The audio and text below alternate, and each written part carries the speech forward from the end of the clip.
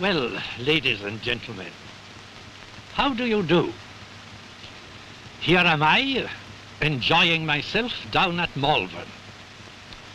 And there are you, enjoying yourself by allowing a photograph to talk to you. That, you see, is one of the marvels of the movie tool. It brings us together in a way that used to be entirely impossible. Now, I wish that the movie tone could bring you not only this picture of me, but I wish it could bring you the fresh air that I'm breathing at present.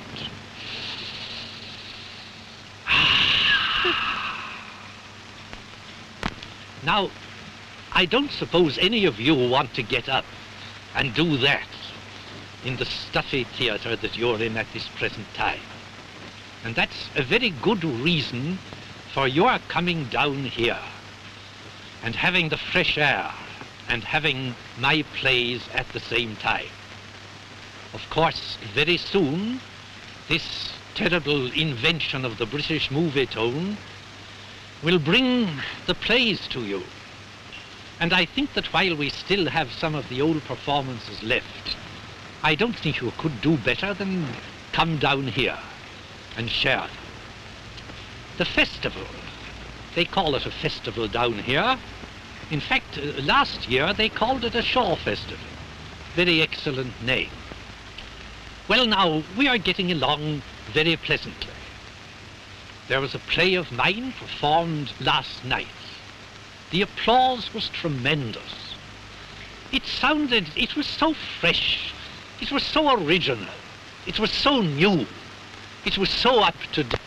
All these old plays that I have forgotten and that pass me by, well, they're just right for you. And I myself, I feel like a child again when I listen to them. And I'm seriously thinking, you know, of getting up a young appearance. I think I'll dye all this sort of thing. And this magnificent forehead of mine, which you are at present admiring, and which they're terribly jealous of down at Stratford, which is a very short distance from here, well, I think I'll cut that down a bit. You see, now look, you will see how much younger it makes me look when the forehead goes. You see, like that. And if I straighten my shoulders a bit like that. Now you see, I look almost like a young man of 62 or 63 or thereabouts. And that gets me just about to the date of my play. However, perhaps that is not what you paid for. You paid for the Shakespearean forehead, so here it is again. You'll notice the arrangement of my hair. It takes me 20 minutes every morning to get that up, you know, to get it properly arranged for you to admire.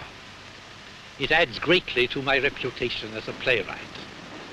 I'm in a difficulty at present because I was expecting my friend Barry Jackson here this morning.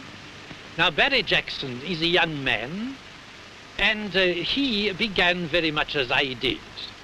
He determined that he would give the public not what they liked, but what he liked.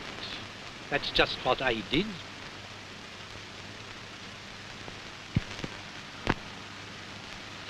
That's what I did. Oh, by the way, this is not a case of swelled head. I understand that I have just become very much larger, but I haven't really, you know. It's one of the tricks that they have with these cameras of theirs. I'm just the same size as I was before, really. But you get rather a larger view, and I hope you won't look too particularly. It makes me rather conscious of my teeth and things of that kind, so I think I must try and say something interesting. I was talking, as usual, about myself. No, I think I did manage to bring in my friend Barry Jackson. Well, he's late for his appointment. He ought to have been here to speak to you. And I still have some hope that he will come.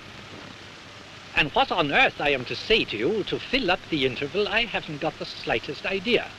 Because I never take a mean advantage of an audience by preparing it all beforehand. I improvise it. Everything that I say on the platform or in public always has the air of being improvised.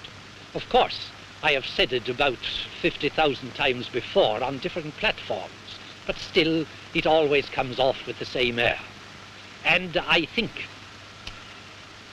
that all I can do is to end as I have begun, to beat the drum in front of my own booth, to ask you to walk up, to ask you to come to Malvern and to breathe the beautiful air of Malvern, and to see all those old plays of mine that now appear to be so new. They're making me a signal by which I understand that they have had about enough of me. I am very reluctant to leave you, ladies and gentlemen, but you see, they can cut me off at any moment. And therefore, to save myself from that humiliation, I must bid you good morning. Of my profile, I have got two, and the British Movie Tone have requested me to exhibit both. Now will you have the kindness to watch in dead silence whilst I turn round from one to the other?